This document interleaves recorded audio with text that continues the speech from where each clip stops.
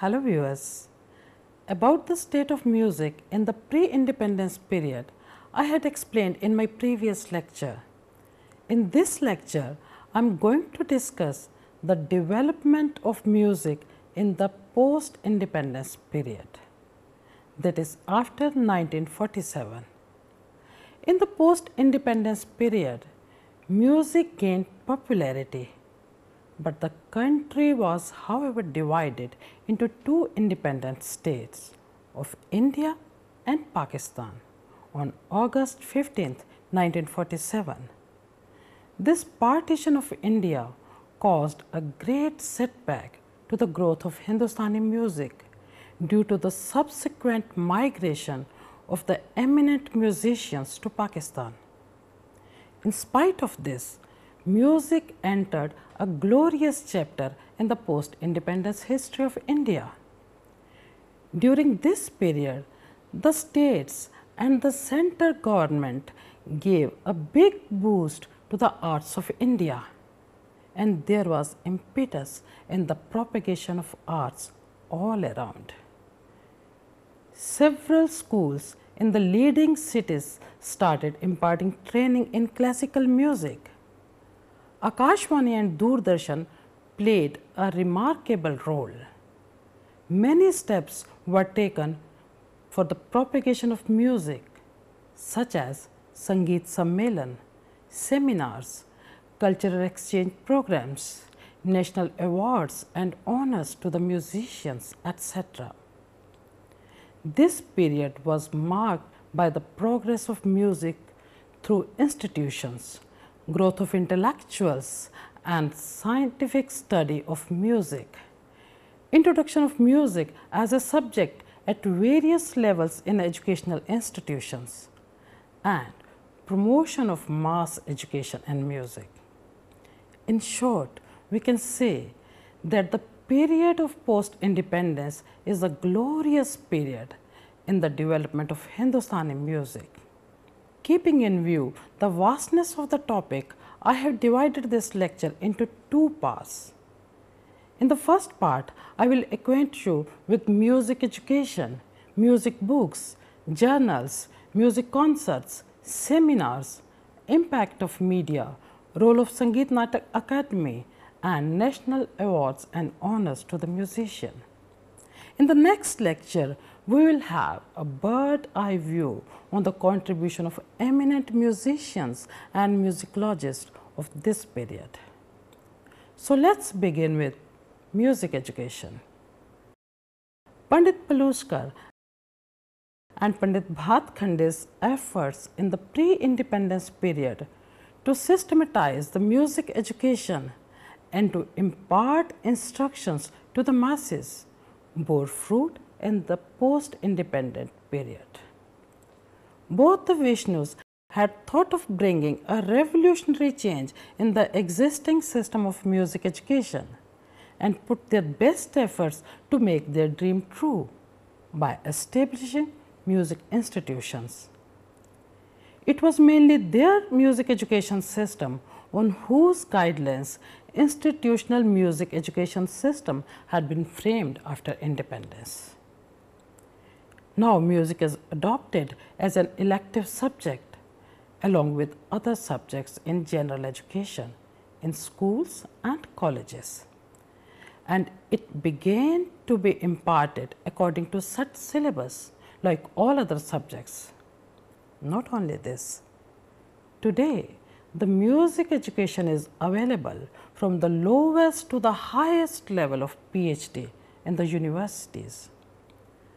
The propagation of music education took such a high impetus that there is hardly any town or city in India in which there is not even a single music institution.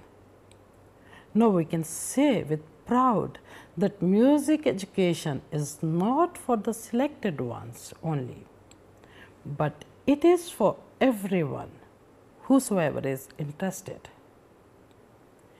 Indira Kala Sangeet Vishwavidyalaya Khairagarh, Sangeet Research Academy Calcutta and Bhatkhande Sangeet Mahavidyalaya Lucknow are the institutions which are especially set up with the aim to popularize music and to impart music education only. Today, the facilities are available for the education in theory, practice, and for research in music.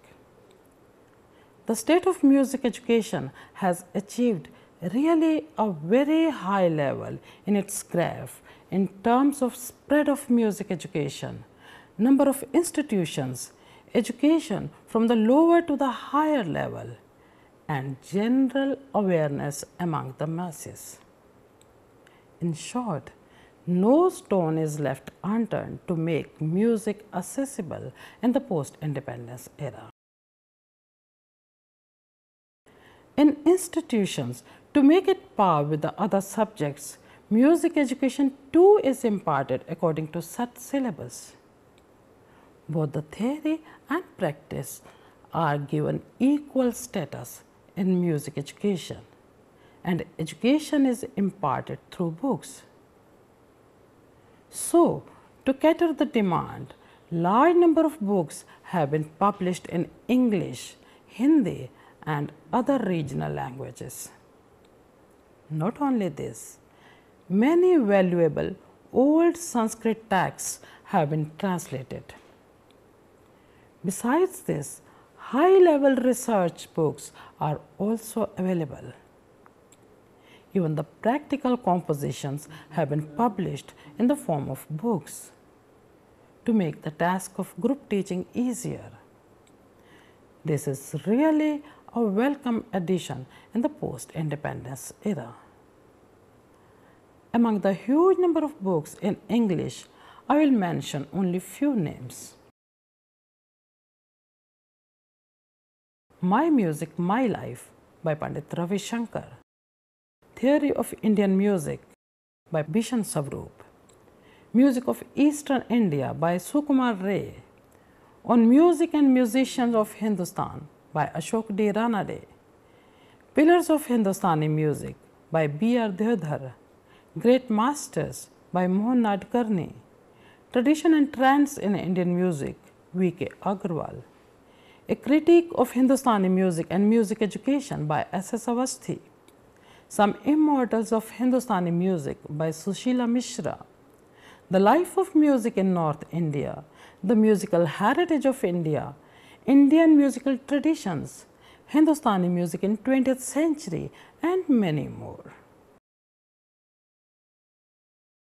Books published in Hindi are Bhatkhande Samriti Granth, Bharat का संगीत सिद्धांत, मुसलमान और भारतीय संगीत, खुसरो तानसेन तथा अन्य कलाकार, पंडित विष्णु दिगंबर प्लूस्कर स्मृति ग्रंथ, भारतीय संगीत वाद्य बाय डॉक्टर लालमणि मिश्र, भारतीय संगीत कोश विमलकांत राय चौधरी, स्वर और रागों के विकास में वाद्यों का योगदान बाय इंद्रानी चक्रवर्ती, भारतीय संगीत का इतिहास बाय डॉक्टर शरद चंद्र श्रीधर प्रांजपे, संगीत के घरानों की चर्चा बाय डॉक्टर सुशील कुमार चौबे, ध्रुपद और उसका विकास आचार्य कैलाश चंद्र देव बृहस्पति, वाग्यकार पंडित ओंकार नाथ ठाकुर, डॉक्टर प्रदीप कुमार दीक्षित, वंदे विनायकम, मध्यवर्ती बाय मोहन नाडकर्णी, ध्वनि और संगीत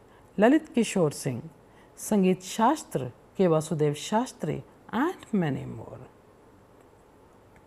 Except these books on theoretical aspect, many books have been published on practical aspect of music by the eminent music maestros, such as Sangeetanjali in 6 parts by Pandit Onkar Nath Thakur, Bhav Rang Lahari by Pandit Balwant Rai Bhatt, Anup Rag Vilas by Kumar Gandhav, Sarang ke Prakar, Malhar के प्रकार and Kanara के प्रकार, all bye जय Sukhlal Shah, Raag Vigyan by Pandit Vinayak Rao Patwardhan, Khayal Gayaki by Mirashi Bua, Sangeet Sarovar by Girdhari Lal Shukla and Ravishankar के orchestras etc. To make the task of teaching easier, Large number of books have been published in regional languages. In Punjab, Punjabi University Patiala is doing an excellent job to publish books in Punjabi on theoretical as well as on practical aspect. At the same time, it is publishing research books and many projects are going on to translate the books in Punjabi from the other languages.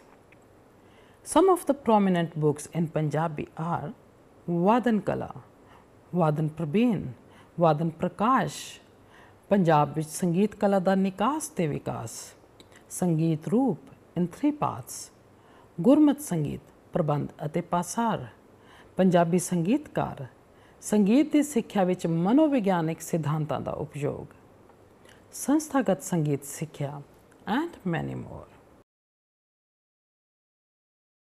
Besides book on music, monthly, quarterly and yearly journals are contributing a lot to cater the interest of music lovers. Sangeet, a monthly music magazine in Hindi, is being published from Hathras, UP since 1935. Sangeet Kala Vihar, another music journal in Hindi, is being published from Miraj by Gandharv Mahavidyalaya Mandal. Indian Musicological Society Journal in English is published from Baroda. National Center for the Performing Arts, Bombay and Sangeet Natak Academy, Delhi publish a quarterly journal. In Punjab, Punjabi University Patiala is publishing annual journal in Punjabi language named Samajik Vigyan Pattar, in which a high-level research-oriented music information is published every year. Thus, Punjabi University Patiala is performing an excellent job in this regard. The steps towards promotion and propagation of music. In the post-independence era, many significant steps have been taken by the Government of India and by private bodies to promote and propagate music among the masses, such as establishing Sangeet Natak Academy, radio and television, Sangeet Sammelan, that is music concerts and seminars, national awards and fellowships to the meritorious and promising musicians. Now let's have a glance on all these points one by one. The first is Sangeet Natak Academy. Sangeet Natak Academy is a body which is set up by the Government of India in 1952 with the aim to promote music, dance and other fine arts. Among the prominent activities of the Academy to boost the artist performances are to honor the eminent musicians and to grant the fellowships, to arrange annual music concerts and seminars, to collect the valuable treasure of classical music, traditional music and folk arts of India. Besides this, it also publishes a quarterly journal, Sangeet Natak, on music and drama in English. Except the central body of Sangeet Natak Academy, every state has its own state academy. For example, Rajasthan Sangeet Natak Academy, Jaipur, Uttar Pradesh Sangeet Natak Academy, Lucknow, and Punjab Sangeet Natak Academy, Chandigarh, etc. Every regional academy performs the developmental activities in its own region, music concerts and conferences. Many cultural bodies in the country are organizing music concerts every year, which has given a big boost to the development of music. These have provided opportunities to the people to listen to the eminent artists, and at the same time, these have provided a platform to amateur artists as well. Some of the countrywide popular music concerts are Harivallabh Sangeet Sammelan, Jalandhar; Swami Haridas Sangeet Sammelan, Mumbai; Tansen Sangeet Samaroh, Gwalior; Akhil Bharatiya Bhaskar Rao Sangeet और Nritya Sammelan, Chandigarh, etc. Some music concerts and conferences are held by the government and some by the private cultural bodies. These concerts are held either on special occasions or in the memory of eminent musicians. Nowadays, the youth festivals being organized by every university in the form of music competitions are playing a very big role in promoting the music culture and developing the interest among the students. Yet another important step was taken by the government to encourage fine arts in the country. It included the singing and dancing performances by the folk artists or the folk dancers of the different states on the Republic Day celebration, that is 26th January in Delhi every year. National awards. Another important step of the government to encourage the artists of the country is, since 1952, the meritorious artists are honored with national awards as Padma Shri, Padma Bhushan, Padma Vibhushan, and the highest civilian award, Bharat Ratna. It is presented by the President of India on the Republic Day. Many eminent musicians who have been honored with the highest civilian award, Bharat Ratna, are M.S. Subbulakshmi, Carnatic music; Lata Mangeshkar, film music; Pandit Ravi Shankar, sitar maestro; Ustad Bismillah Khan, Shehnai. It is really very proud to honor the eminent musicians with such awards. Thus, the government is really contributing a lot towards the propagation of arts in the post-independence period. Cultural exchange programs. The Government of India also took some special steps to exchange the artists. As a result of cultural exchange programs, government agreed upon with several European, American and Asian countries. From 1952-53, the group of Indian artists are sent abroad at the government expenses to perform in other countries. Similarly, artists from various European and other countries are invited to India to perform in the metropolitan cities. This cultural exchange program provided a new impetus to the development of music, not only in India, but the spread of Indian art and culture in abroad too. This step of the government in the post-independent period is really remarkable. Impact of media.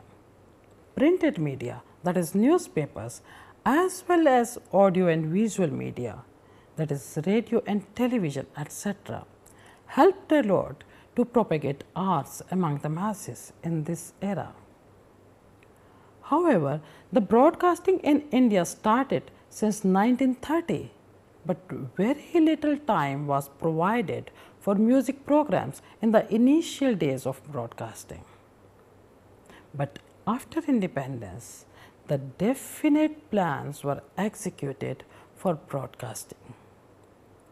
Many more broadcasting centers were set up, and the broadcasting of musical programs was the biggest attraction in these. Television was introduced in India in 1966 on experimental basis.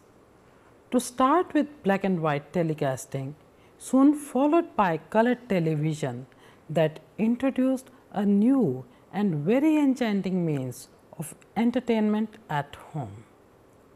Musical programs on television included classical, light and the dance performances. This had a healthy effect on the development of music in the independent India.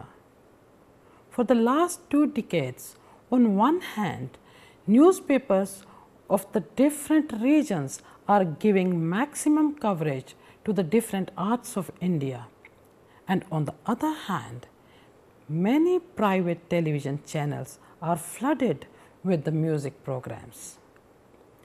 Reality shows such as Saregama, Boogie Woogie, Dance India Dance, Chak Dhoom Dhoom, India Got Talent, Chote Ustad, Indian Idol, Saregama Pa, and many more programs in singing and dancing have proved boon to find out new talent for India and for the young budding artists to prove themselves too. Nowadays, TV channels FIDA and DD Bharati are doing an excellent job to promote classical Indian music among the masses.